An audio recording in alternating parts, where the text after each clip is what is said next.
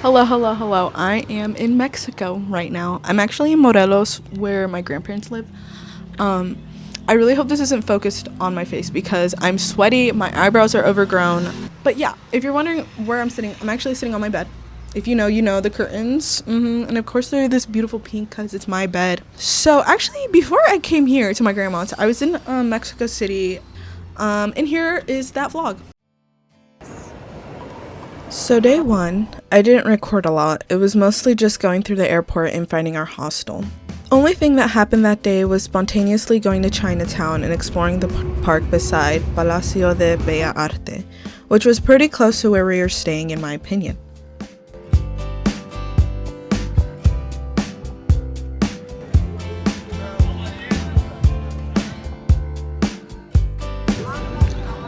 But guys, there's like protests happening down there. There's like people protesting for Palestine. Then on day two, I wanted to explore this market in San Angel, which I didn't anticipate how big it was going to be. This market was huge. It spanned over two mini plazas and one building that was entirely made up of like stores inside, and there were so many people. I would say it was mostly tourists, but nevertheless, they had a lot of amazing things there. Okay guys, so we're finished at the market. They're gonna go to this place, Palacio de Arte, but I'm not going with them. I'm going to this film place, so we're gonna do a solo venture. Okay guys, I'm taking a bike.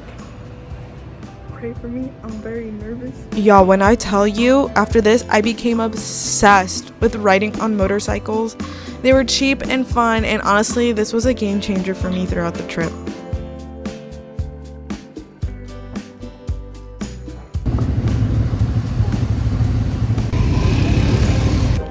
Guys, when I tell you, this place was poppin', and not with tourists, but a bunch of cool people who gave off CDMX locals.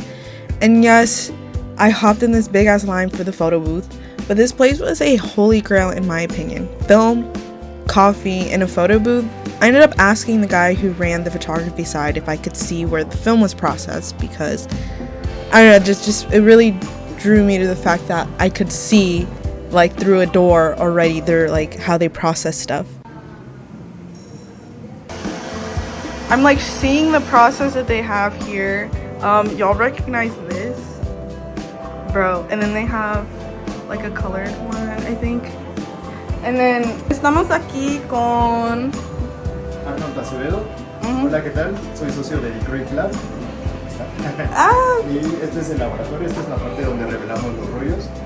Tenemos nuestra máquina Turbo y nuestra procesadora más grande, que es una Fuji. Then afterward, I decided to walk back and really just take in the city.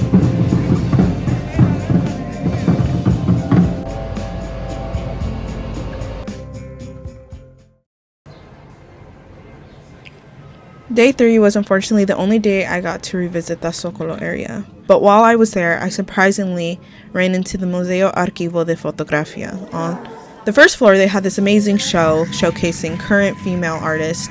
I wish I could show, but there was a lot of nudity in it. And upstairs is where I really fangirled. It was a collection of black and white photos, some of the past, some more recent, but all with the same heart of smaller town, beauty, and struggle. They showed moments much quieter than the one outside the window, both literally and figuratively. The Zocalo, a representation and reminder of Mexico's history. Indigenous ruins, once destroyed and covered over by a cathedral. Now those ruins stand rediscovered and unrecognizable from what they once were. We have a past that refuses to be erased and forgotten, and a society that longs to understand a part of their own identity, and the force that cuts that string between them. Even looking at these photos of small town life in Mexico, you hear the noise outside, begging to be let in, the rattle from the dancers' legs, the death whistle from the merchants, the bells from the cathedrals, and the music from the organilleros, people who play little organ boxes. They all play together in this beautiful orchestra in the Zocalo. They all speak to each other, the past, the present, I really wish that I could have gone back to the Zocalo, and I really wish I would have gone to the Templo Mayor Museum. Highly recommend. I am so sad that I couldn't go again, honestly. Y'all, this fucking top bunk. Holy fuck. Holy. I really don't think I'm being dramatic, straight up. The struggle.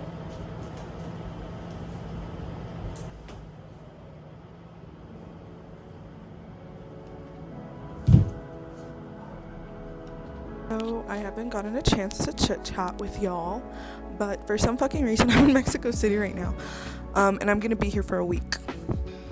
And today is a solo day for me, so come with me as I walk to Roma.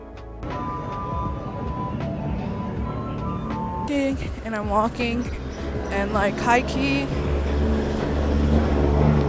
it's freaking beautiful. It's funny to think, but I think it's more lively. It's more the town seems to be more active on Mondays, which is surprising because you would think it would be the weekend. And the other funny thing is, okay, when I was walking here, I was trying to follow behind this guy who was walking really fast, and high key, bro, he was fucking zooming, and I was trying to match his pace. I think that low-key kind of fucked me up because now I'm really sweaty, and I wish I brought a hat. Once I got to Roma Norte, I ended up grabbing some quick food, literally the first thing I could find. The park was peaceful, and I brought my little journal and just spent a moment to myself, enjoying the park, the water, the people, and my thoughts. And so, I think I'm just gonna explore a little bit. I'm just chilling right now. That walk was pretty hefty, so I low-key kind of deserve a hot dog. This shit's definitely pork. While I was there, I loaded up the film I got from the store earlier before. I knew while I was loading my roll of film that none of those shots I would save for Mexico City, and actually, majority of the photos I took on this roll of film were from when I was with my family.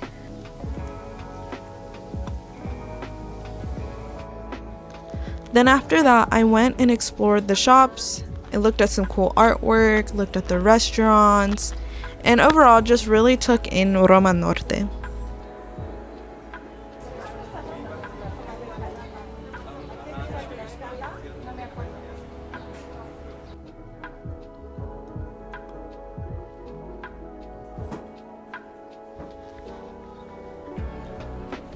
I ended up finishing the day at this chain bookstore they have in Mexico City called Cafebreria El Péndulo. They have these bookstores throughout the town, and this was my first time at this specific one.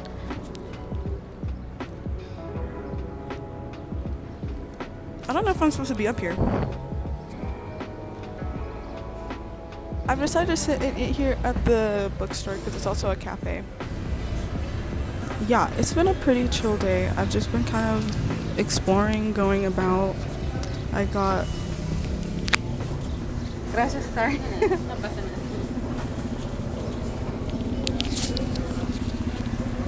I'm debating if I want to walk back or if I want to get an Uber back, because I'm low-key kind of exhausted from the walk, but I'm also kind of close to the Chapultepec Park. So I don't know if I should go to that park or if I should keep walking around. Honestly, walking around's pretty fun, but I did have a late start to the morning, which is why I'm thinking maybe I should just head back. But I've also kind of just been crying a lot these last couple of days. Yesterday we went to the church by Templo Mayor, and I just started crying completely, and I think it was because I didn't realize that grief does not stop, that it sneaks up on you and it really just shows up at random places. I think today what really got me was I was but I think I need to I never know if it's I should fight it, if I should tell myself don't cry, that's not appropriate, you're in public, or if I should just I've been putting on my sunglasses and I've been kind of just letting myself feel it. I'm not gonna lie. I feel that's okay. But other than that, it's been a pretty peaceful day. I journaled. I have my phone camera. I've been doing this and that. It's also weird because my sister, she's also like in Morelos, and so like she's also like texting. So I don't know. It's just a lot happening. I'm about to fuck this shit up, bro.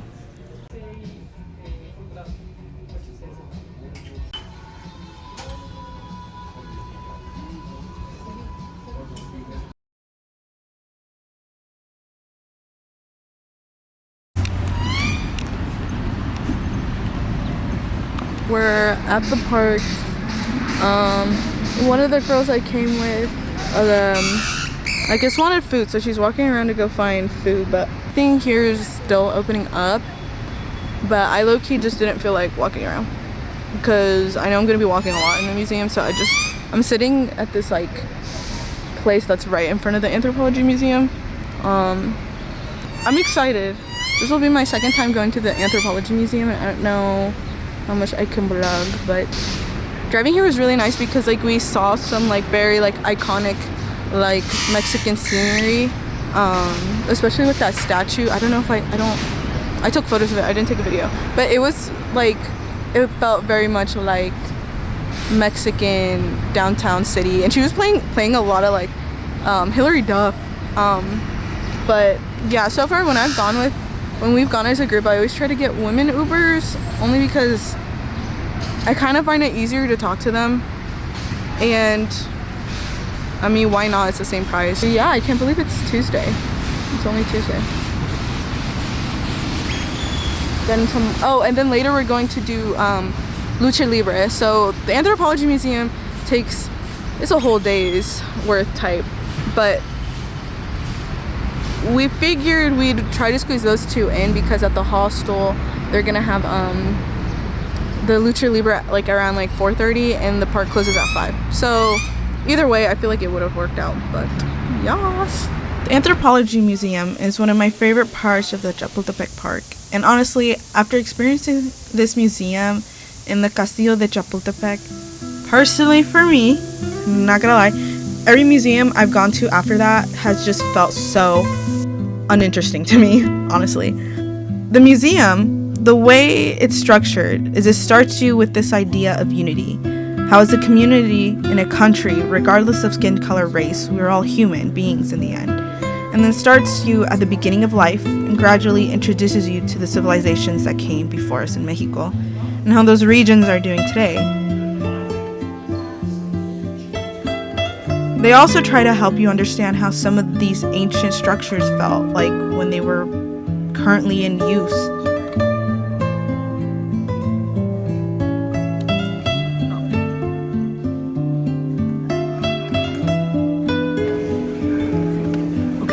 We're here in the Anthropology Museum. I forgot how big this museum is, bro, and I forgot there was a restaurant in here. But I do recommend, if you've been here once, you should definitely come again because there are things that they changed. And so there's some stuff that I've never seen before. So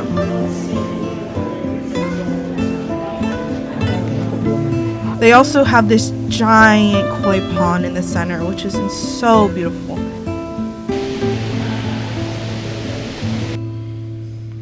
I was happy that I was able to come again to the museum, and even more excited to see that they changed it up every now and then.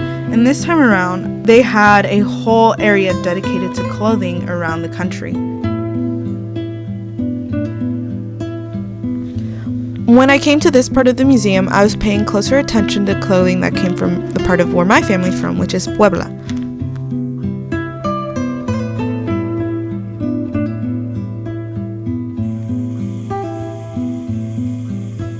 They also had these incredible murals, large, colorful, and showcasing a market scene or everyday life in smaller towns.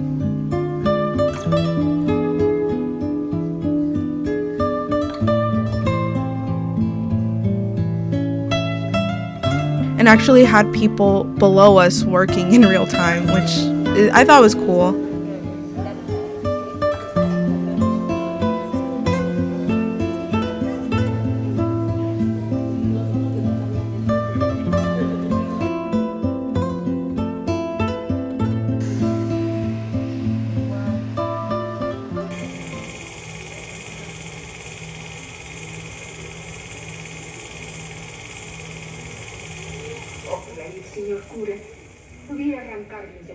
a lo que nos marque.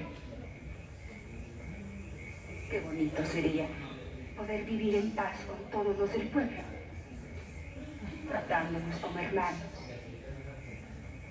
y no como animales dañeros.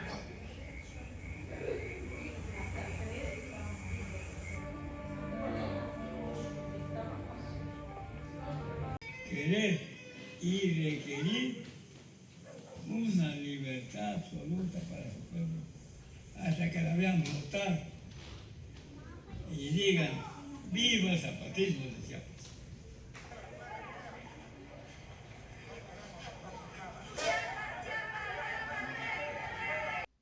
Now come Lucha Libre time. So the hostel that we stayed at would organize different events every day. This day, they organized a trip with us and their sibling hostel for a trip to see the Lucha Libres. And I had the time of my life, y'all.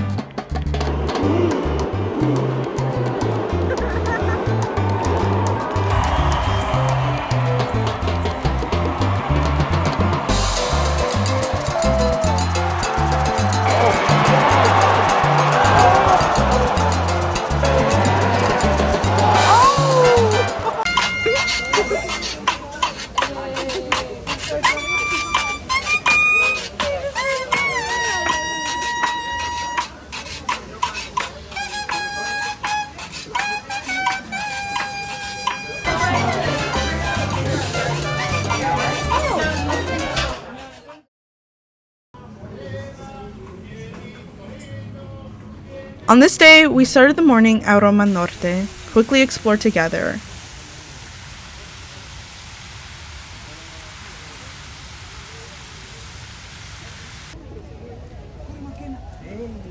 I'm about to step in.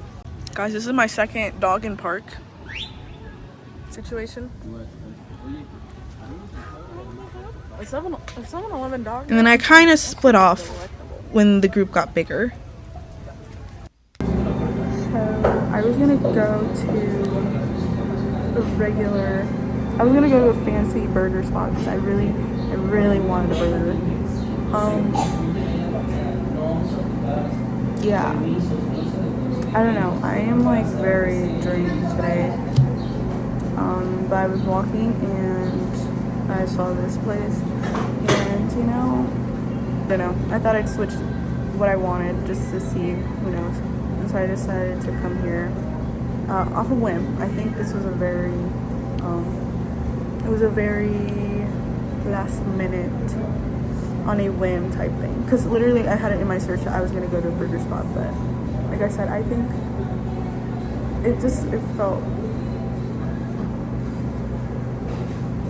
It's actually funny because what made me stop and come in here was because there was a sign outside that said like cake from Costco, and I remember on Mexican TikTok a couple months ago there was like a trend where people would go to Costco to get cakes and then bring them here to like other parts that like don't have like a close by Costco and sell cakes, because the cakes were, I guess, really popular.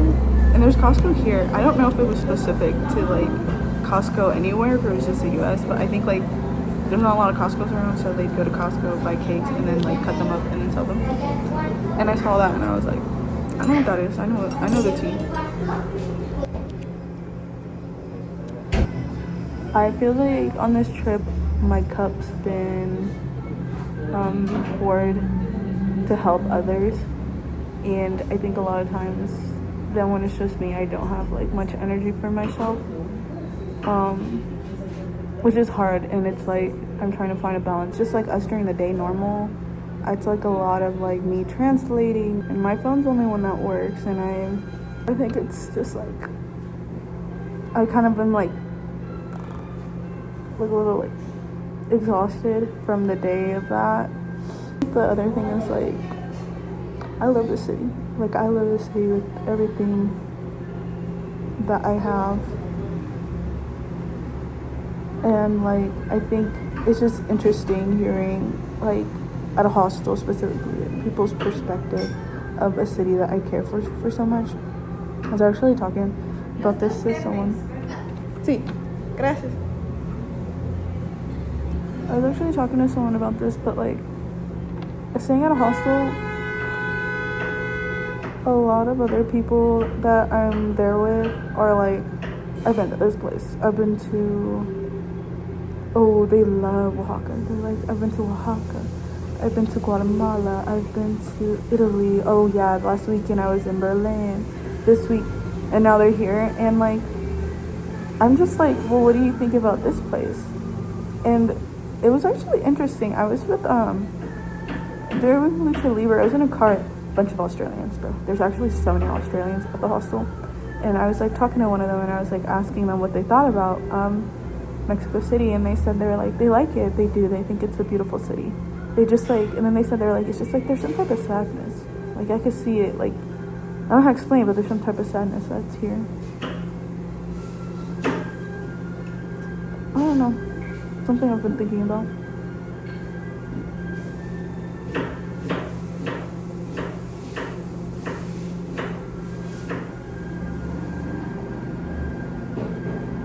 I sat there and ate in silence. I recognized that this was one of those rare moments where my head was clear of thought, where I felt a familiar comfort in this restaurant. Amor Interno playing softly in the background. The woman serving me, helping her son with his homework at a nearby table. Her family talking in the back. I was the only customer in there when I ate, rain gently falling outside. The food was warm, simple, and delicious. And in a state of exhaustion, this meal and restaurant was the remedy my body and soul needed. I never grew up going to visit my family in Mexico, because we never had family to visit, until one day we did. And visiting Mexico wasn't a privilege my family had until I graduated high school. I don't like to put this specific part of my life out there, because truthfully, it's a story that's not only my own, but also my family's. But to shorten it, visiting or even being able to be in Mexico is an experience I thought I would never have growing up, which is why it's crazy to think that this is my third time being in Mexico City, and how much of a privilege it is to travel, how much of a privilege it is to be in my position, to be young and to be able to go to different parts of the world, to meet new people and learn about how their walk through life has been, to go to new places and make memories that only me and others will carry when we think back to these moments. And I think for me, it's to be in a place where I don't necessarily stick out, to be able to blend in and think in my little head that I belong. I love being Mexican, but it's the American part of my identity that will separate me from this city. I think above all, it's the ability and experience for me to learn more about myself.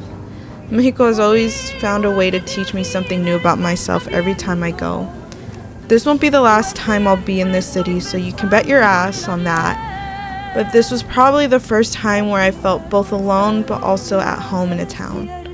I walked all throughout this town on my own, watching those who walk past me, speculating or imagining what their life is like.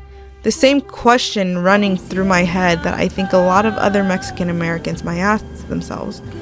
What would my life have looked like if I had grown up here? There was a sliver of a chance that I could have grown up in Mexico or Mexico City or Morelos or Puebla, but for me it was more of a what would my life have looked like if I had grown up around people who looked like me.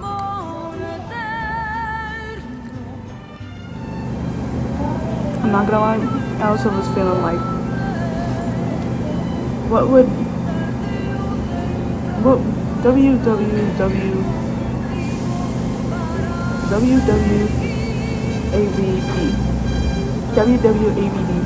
what would Anthony Bourdain do? Would he go to the super jazzy burger shop, or would he go to a place that like sells fucking cake from Costco? I think we know the answer. Now, I don't want to end the vlog on a sad note, but it is running a little long. So there's going to be a part 2, which is going to conclude my time in Mexico City and little snippets of when I was in Morelos with my family.